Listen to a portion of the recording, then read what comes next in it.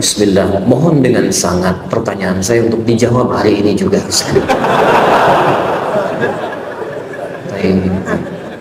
Alhamdulillah. Bagaimana cara menyikapi dan mengembalikan kepercayaan seorang muslim, bagian dari keluarga kita yang akidah dan pendidikan agamanya sejak kecil baik, namun setelah dewasa akidahnya rusak, sudah tidak percaya dengan Al-Quran hadis karena pikirannya terlalu filsuf. Namun Ustaz, ia masih suka menanyakan hal terkait Al-Quran hadis meskipun setelah jawab dia masih mendebatnya. Baik. Pertama, Quran surah ke-7 ayat 189. Turunannya Quran surah ketiga Ali Imran ayat 35 sampai dengan 37. Penjagaannya ada di Quran surah kedua ayat 233, Quran surah ke-31 ayat ke-13 sampai 19. Prakteknya bisa dilihat di Quran surah ke-12 Yusuf dari ayat ke-3 sampai dengan ayat 29. Jelas? Baik. Kita coba terangkan. Pertama, Bismillahirrahmanirrahim. Ada pertanyaan, bagaimana ada kerabat di keluarga kecilnya baik, cuman dewasanya dia berubah. Pertanyaannya, kenapa dia dewasa bisa berubah? Itu poinnya. Jadi jangan kita menjawab dulu pertanyaan bagaimana menyikapi itu. Pertanyaannya, kenapa dia bisa berubah? Apa yang terjadi dengan dia? Bagaimana lingkungan di sekitarnya? Karena setiap orang yang akan terlahir, fitrah manusia, fitrahnya orang tuanya menginginkan dia baik. Bahkan fitrahnya sudah baik. Quran surah 30 ayat 30. Fitratallahi allati fatara an-nasa 'alaiha. Faqim wajhaka lid-dini hanifa. Hadapkan dirimu pada ketentuan Allah dengan baik, lurus. Fitratallahi allati fatara an-nasa 'alaiha. Fitrah Allah yang menjadikan semua manusia itu punya kecenderungan baik, ingin mendekat kepada Allah. Makanya setiap orang tua sebelum anaknya dilahirkan dalam kandungannya bercita-cita anaknya ingin jadi anak baik, soleh.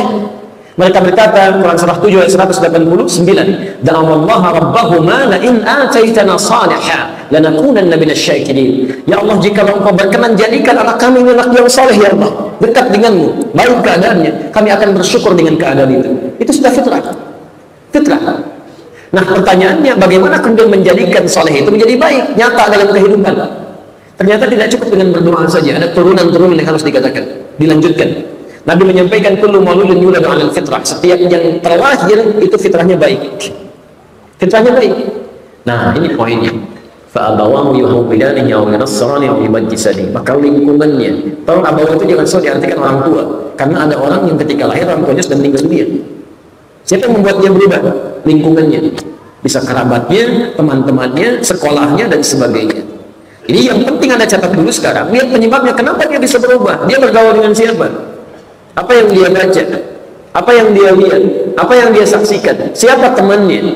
Karena asalnya baik, nggak ada manusia terlahir jelek. Makanya disebut ins oleh Quran. Ins disandingkan dengan jin, disebutkan 18 kali dalam Al-Quran.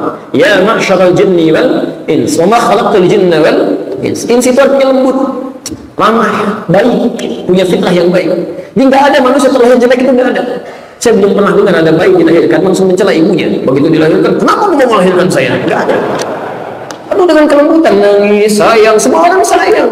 Lahir dari rahim siapapun akan disenangi dia. Tiba-tiba setelah dewasa, lisannya jadi kotor, pandangan tidak baik, kakinya melangkah pada yang buruk. Apa yang salah? Fa'adawa, lingkungannya nggak bagus. Tolong analisis dulu. Makanya adab Al-Qurannya sebelum dia pertanyaan ini, adab Al-Qurannya, begitu bayinya direncanakan untuk jadi baik, antum merencanakan dulu. Baik itu menurut Allah yang seperti apa? Apa mau jadi ahli Quran? Jadi ahli hadis, pengikut sunnah Nabi. Kalau sudah direncanakan, bikin visi. Anak pertama ahli Quran, anak kedua tafsirnya, anak ketiga hadisnya. Baik, jelas sampai sini. Setelah itu rencanakan seperti Imran merencanakan. Saya keluarkan versi yang bukan Nabi, bukan Rasul, supaya tidak ada peluang bagi kita untuk mengelak dan ngeles di situ. Saya kan bukan Nabi, ya Allah, bukan Rasul. Saya turunkan bukan Nabi, bukan Rasul, namanya Imran dengan istrinya Hannah. Begitu merencanakan punya anak yang baik, bernazar ketika di kandungannya, ayat 35-nya. Rabbi inni nadartu laka ma fi batni muharrama fataqabbal minni. Ya Allah, saya bernazar anak saya ini, ya Allah, ingin dekat denganmu, ya Allah. Ingin saleh. Ingin dipandang baik olehmu, ya Allah. Mohon terima, ya Allah, mohon terima. Apakah cukup dengan berdoa? Tidak. Setelah itu disiapkan ayat 36-nya. Falamma wada'atha qalat rabbi inni wada'tuha untha wallahu a'lamu bima wada'at wa laysa dzakaru kal untha wa inni sammaytuha Maryam wa inni u'idhuha bika wa dhurriyyataha minasyaitonir rajim. Begitu lahir perempuan langsung berdoa kepada Allah, diberikan nama, diperlindungkan kepada Allah. Jadi doa tadi diterjemahkan dalam bentuk praktek. Mohon perlindungan kepada Allah. Setelah itu tidak cukup sampai situ, dipilihkan guru yang baik, dipilihkan tempat yang baik. Ayat 37-nya, ketika gurunya dipilihkan Nabi Zakaria, orang soleh pada saat itu, dibuatkan tempat yang dengan tempat itu mendekatkan diri dengan Allah, dibuatkan mihrab di situ. Jadi gurunya orang baik, tempatnya baik, kurikulumnya baik. Apa yang terjadi? Ayat 37-nya, posisi paling kiri sebelah bawah. Fataqabbalaha rabbuha biqabulin hasanin wa ambataha nabatan hasanan. Maka diterima semua itu oleh Allah. Jadi kalau antum ingin anak-anaknya bagus, kerabatnya baik, rencanakan, aplikasikan, ikhtiarkan. Jangan cuma pandai berdoa. Malam-malam, ya Allah, mohon ya Allah, jadikan anak saya anak yang soleh, ya Allah, rajin sholat, bisa hafal Quran. Tapi disekolahkan di tempat yang tidak pernah mengajarkan sholat, disekolahkan di tempat yang tidak pernah mengajarkan Al-Quran. Itu bagaimana mungkin bisa tercapai? Walaupun antum bapaknya namanya soleh, ibunya soleh, anaknya diberikan soleh sekali misalnya, nggak bisa. Tetap aja begitu. Coba lihat Imran aja masih berusaha. Makanya ketika dilakukan itu diterima oleh Allah. Wa kafalaha Zakaria, dirawat Nabi Zakaria. Kalau sudah Allah merawatnya, dititipkan lewat hambanya, maka semua kebutuhannya Allah yang perhatikan. Jadi begitu dia ada rezekinya, nggak sembarangan, Allah yang kirimkan. Kullama dakhala alaihi Zakaria al-mihrab wajada 'indaha rizqan. Setiap Nabi Zakaria masuk, rezekinya sudah ada dan dijaga oleh Allah. Jadi yang dijaga oleh Allah itu segalanya diperhatikan. Mau makan dilihat, ada teman diarahkan pada yang baik. Antum bisa jaga anak antum di rumah, tapi sekarang bisa nggak pastikan ketika dia sekolah makan apa, minum apa, bergaul dengan siapa, gurunya siapa? Antum titipkan pada Allah, nggak ada batas di situ, diterima dan itu berhasil. Dan orang-orang seperti ini, generasi selanjutnya akan selalu lebih baik dibandingkan dengan orang tuanya. Lihat Imran, Nabi bukan? Halo, Nabi bukan? Bukan. Jangan katakan Allah Ta'ala, kan? Kan tadi saya kasih bocoran. Baik, istrinya Nabi bukan? Bukan. Rasul bukan? Bukan. Sekarang perhatikan, dari Imran dengan istrinya Hannah lahir siapa? Maryam. Maryam Nabi bukan? Rasul bukan? Bukan. Tapi bisa lebih soleh dibandingkan ibunya. Maryam lebih soleh dibandingkan ibunya. Ibunya mau makan, bikin dulu. Maryam mau makan, rezekinya datang. Setiap rezeki diberikan oleh Allah. Ibunya tidak disebutkan namanya di Quran. Maryam disebutkan namanya di Quran. Jadi orang tua yang hebat itu ketika menyiapkan anaknya akan lebih baik dibandingkan orang tuanya. Perhatikan, Maryam saking mulianya, ibunya mengandung, ada suaminya. Maryam mengandung, tidak ada yang menyentuh. Tidak disentuh oleh seorang laki-laki pun. Lam yamsasni bashar, gak pernah disentuh laki-laki manapun bisa mengandung melahirkan. Kalau perempuan, maaf, yang mengandung melahirkan tidak ada bapak, itu banyak. Tapi yang tidak disentuh laki-laki manapun cuma Maryam, bisa mengandung melahirkan, dan yang lahir bukan manusia biasa. Isa alaihissalam. Nabi bukan, Rasul bukan.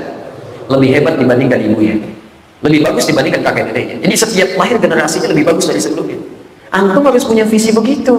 Antum gak hafal Quran, anaknya hafal Quran. Nanti cucunya penafsir Qurannya, cicitnya paham hadisnya. Begitu ada masalah di rumah jelas semua. Anakku ayatnya apa? Ini, masya Allah. Cucu tafsirnya begini, cicit hadisnya begini kayak. Alhamdulillah tuh. Hadir satu keluarga rahmat Allah diberikan di situ. Itu nikmat itu. Nah sekarang kenapa begini? Ada yang salah dalam pergaulannya. Coba cek dulu, lihat analisis dulu apa yang keliru. Kalau karena lingkungannya, perbaiki dari lingkungan. Bagaimana memperbaiki yang seperti ini? Saya bersyukur pada Allah masih ada nur dalam jiwanya, ada cahaya tentang hadis. Itu ada peluang di situ, artinya belum dalam penyimpangannya, belum dalam penyimpangannya. Maka pertama mulai dengan doa dulu, supaya Allah lembutkan hatinya. Karena ada yang salah dalam dirinya, pintu-pintu kebaikan sebagian mulai tertutup, tapi belum terkunci rapat. Belum terkunci rapat, dia masih mau bertanya. Maka caranya bagaimana? Bermohon kepada Allah, berdoa supaya dia diberikan kebaikan-kebaikan. Quran surah ke-16 ayat 125. Ud'u ila sabili rabbika bil hikmah wal mau'izatil hasanah wajadilhum billati hiya ahsan. Pertama, mulai dengan hikmah dulu. Hikmah. Yang bijak cara masuknya, karena orang seperti ini sedang mencari. Jangan dipersalahkan langsung. Kamu salah, kamu begini, dosa, kamu begini itu ya, bisa kan? Kita salah, cuman cara komunikasi kita ini mesti baik. Biasanya orang salah cenderung tidak mau dipersalahkan. Demikian, nanti poinnya akan bertahan dan bisa pindah. Masuk dengan hikmah pelan-pelan yang melahirkan dakwah kebaikan-kebaikan. Masya Allah, kamu dititipkan kepada saya sekarang sebagai papa kamu. Tentu amanah besar dari Allah Subhanahu wa Ta'ala. Semoga saya bisa menjaga kamu seperti saya papa harapkan sebelum kamu dilahirkan. Berdoa dengan mama, Masya Allah, kamu jadi baik, dekat dengan Allah. Satu dengan bahasa hati itu. Ibunya berdoa dalam kandungan malam, minta supaya kamu jadi anak yang soleh, banyak pertanyaan tentang Quran, kamu banyak bertanya sekarang, tapi Ananda ya, beri masuk di situ pelan-pelan dia, terus lihat lingkungannya macam-macam. Kalau kamu bergaul dengan orang-orang yang seperti itu, dan dulu juga sudah banyak yang seperti itu, dan hidupnya tidak akan baik, masukkan satu-satu, berikan nasihat mau'izah hasanah.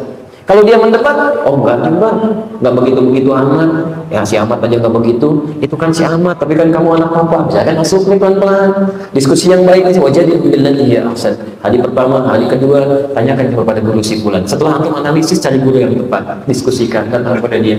Insya Allah, dengan semua itu dilakukan, ada kebaikan-kebaikan yang bisa menuntun dia pada kebaikan yang baik.